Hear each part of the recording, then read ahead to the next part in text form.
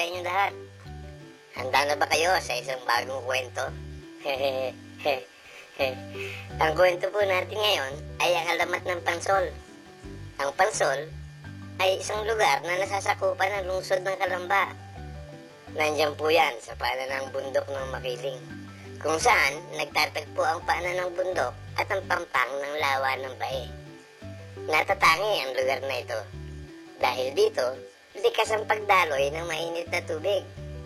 Binubugay ito ng bundok ng Makiling na isa raw natutulog na bulkan. Sa ngayon, maraming mga resorts at mga swimming pool sa lugar na ito. Pinagdarayo ang Pansol ng maraming turista na kung taga saan-saan. Mayroong mga lokal na turista at meron ding mga dayuhan. Ang popularidad ng Pansol ay hindi sa ngayon lamang. Maging noong unang panahon, noong panahon ng Kastila, ay kilalang kilala na ito. Sa katunayan, paboritong pasyalan nito ni Gato C. Rizal, ang ating pambansang bayani na isinilang sa Calamba. At ayon sa kwento, alam ba ninyo na si Rizal daw ang nagbigay ng pangalan dito na Pansol, buhat sa isang katawa-tawa at hindi sinasadyang pangyayari. Ayon sa kwento, nagkayayaan daw si Gato C. Rizal at ang kanyang mga kaklase sa Ateneo na mga Kastila at Pilipinong kaibigan ni Rizal na mamasyal sa Calamba at lumublog sa bukal ng mainit na tubig. Nagsisakay sila sa isang kasko na noy tinatawag na Bapor-Tabo, buhat sa Ilog Pasig hanggang sa pampangin ng lugaring Calamba. Sa bahay nila Rizal natulog ang mga magkakaibigan at balak nila na pumunta sa Pansol ng maagang maaga sa kinabukasan. Ano pa dahil sa kabataan at kasabikan, nagkaingay at hindi halos nagkatulugan ang mga magkakaibigan. Napuyat din ang buong sambahayan ng mga Rizal, 10 ng mga kasambahay. Nang mag-umaga, tanghali na nagsigising ang buong sambahayan. Dali-dali ang mga kasambahay na tumulong sa paghahanda ng mga pagkain dadalhin nila patungo sa paliguan. Hindi na rin nasiyasat ang mga pagkain nila Doña Teodora at mga kapatid na babae ni Rizal dahil sa pagkakaingay ng mga magkakaibigan. Dali-dali ring isinakay sa karwahe ang basket ng pagkain at tagli silang tumulak patungo sa bukal ng mainit na tubig.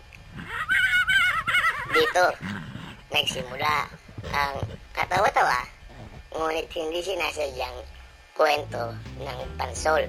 Masayang nagsipaligo ang mga magkakaibigan sa batis ng mainit na tubig. Nang tumaas na ang araw, nag-aya na si Rizal na kumain. Sabi niya, "Vamos a comer."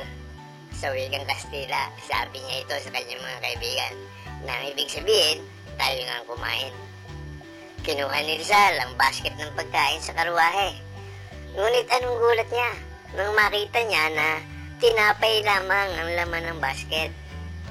Sa pagmamadali ng mga kasambahay, nakalimutan na isakay sa karwahe ang basket ng iba pang pagkain.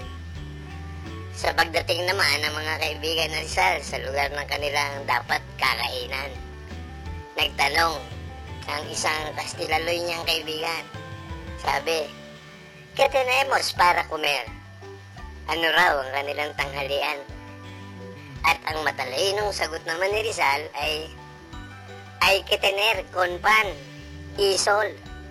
Na ang ibig sabihin ay magtiyaga na lang tayo sa tinapay at mainit na araw.